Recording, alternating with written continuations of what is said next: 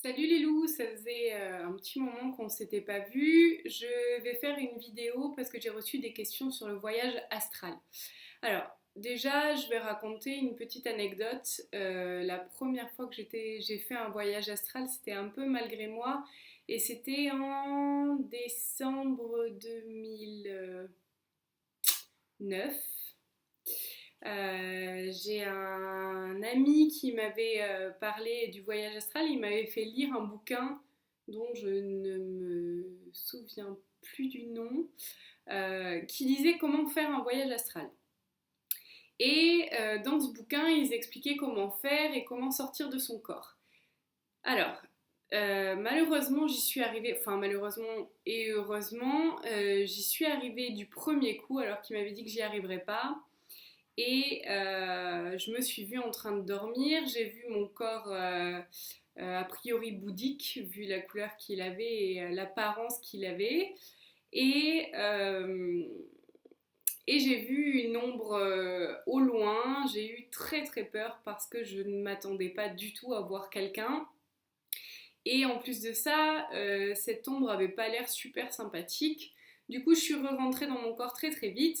Et le problème, c'est que chaque fois que je refermais les yeux, je ressortais de mon corps. Donc, parce qu'à l'époque, j'étais pas du tout bien ancrée et je savais pas du tout gérer mon corps astral ni les autres corps. Et du coup, je ressortais sans le vouloir. Du coup, pour cette anecdote, je voulais vous en faire part parce que la sortie astrale et la sortie du corps, c'est pas quelque chose qu'on fait pour s'amuser parce que quand on n'arrive pas à gérer ses corps subtils et que on n'est surtout pas bien ancré, ça peut être dangereux.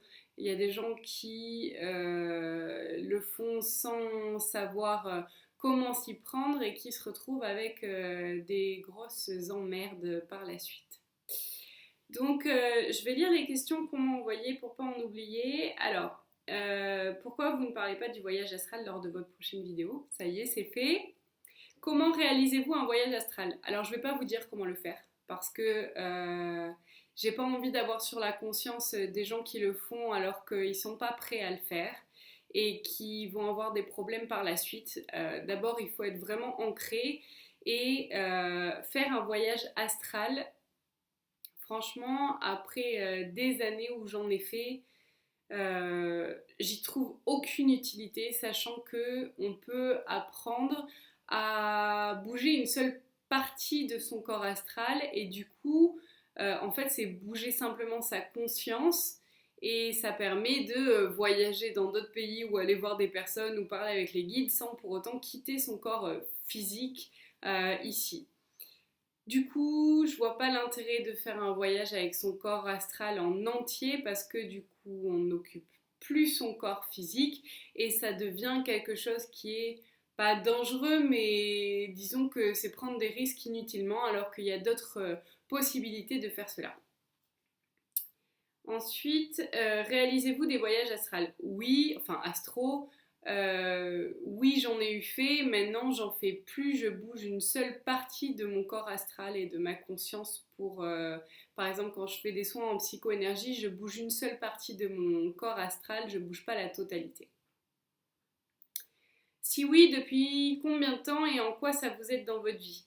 Alors, depuis 2009 et en quoi ça m'aide dans ma vie? Euh, et ben, les voyages astro, ça m'a pas aidé à grand chose à part m'attirer des embrouilles.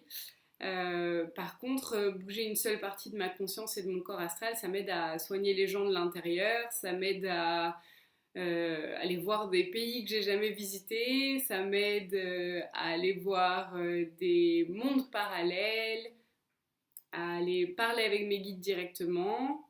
Voilà, c'est à peu près tout. Et aller voir ma maman aussi. Euh, Vous pouvez aussi parler des guides spirituels, comment les contacter et communiquer avec eux.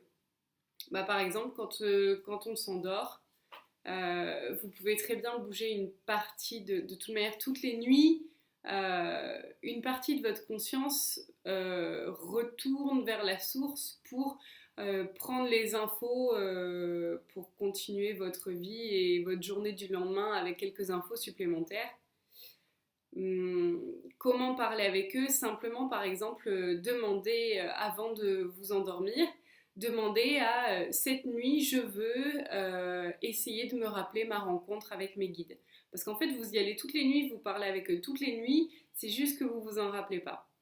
Donc, demandez simplement à vous en rappeler, ça permettra d'avoir une preuve que vous parlez avec eux.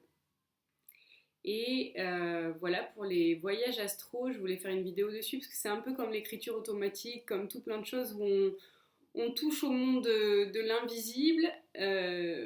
C'est bien d'y toucher, mais c'est bien de le faire en conscience et en sachant que c'est pas non plus un monde de bisounours et que quand on sort de son corps, il y a des entités comme nos guides qui vont nous aider, et il y a des entités qui sont pas super sympas et qui vont voir une enveloppe corporelle vide et qui vont se dire bah tiens, moi j'ai envie d'aller faire un petit tour dans un corps d'humain. Et là, quand vous revenez dans votre corps et qu'il y a déjà une entité à l'intérieur, vous allez être parasité. C'est super compliqué et long à faire les démarches pour ne plus l'être. Je l'ai été, c'est pour ça que voilà, j'en parle. Donc évitez de faire des sorties du corps avec votre corps en entier. Et après, pour sortir son corps, enfin pour utiliser qu'une partie de votre corps astral, la première fois où j'ai réussi à me rendre compte que j'arrivais à bouger qu'une partie de mon corps astral, je vais vous expliquer comment je l'ai su. Par contre, je ne vais pas vous expliquer comment faire parce que j'ai pas non plus envie d'avoir des gens qui vont me dire que voilà, j'ai expliqué quelque chose que je n'aurais pas dû expliquer. La première fois que je m'en suis rendu compte, j'étais à un stage où je me faisais réellement chier et j'étais comme ça en train de me dire qu'est-ce que je ferais bien chez moi plutôt que d'être ici. Et en fait, je me suis retrouvée chez moi, j'ai vu mon chez moi, mais ce qui était bizarre, c'est que je voyais ma belle-sœur en train de boire une bière au bar et mon mari en train de cuisiner. Et je trouvais ça bizarre parce que j'entendais les conversations, je voyais tout, je sentais la chaleur de la maison. Et quand j'ai eu fini le stage, j'ai appelé ma belle-sœur pour dire que je rentrais. Elle m'a dit tu t'es fait chier, non?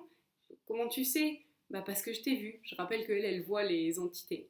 Et donc elle m'a vue dans la maison et c'est là que je me suis rendu compte que j'arrivais à être à deux endroits en même temps parce que j'étais au stage et j'étais consciente de ce que les gens étaient en train de dire durant le stage. Et en plus, j'étais aussi dans la maison, dans ma maison. Voilà. Prenez garde si vous faites des voyages astro, c'est super bien, on peut apprendre plein de trucs, mais ça se fait surtout pas sans être ancré et en ayant conscience, en n'ayant pas conscience, justement ça ne se fait pas si l'on n'a pas conscience de ce que l'on peut trouver de l'autre côté. Voilà, à bientôt.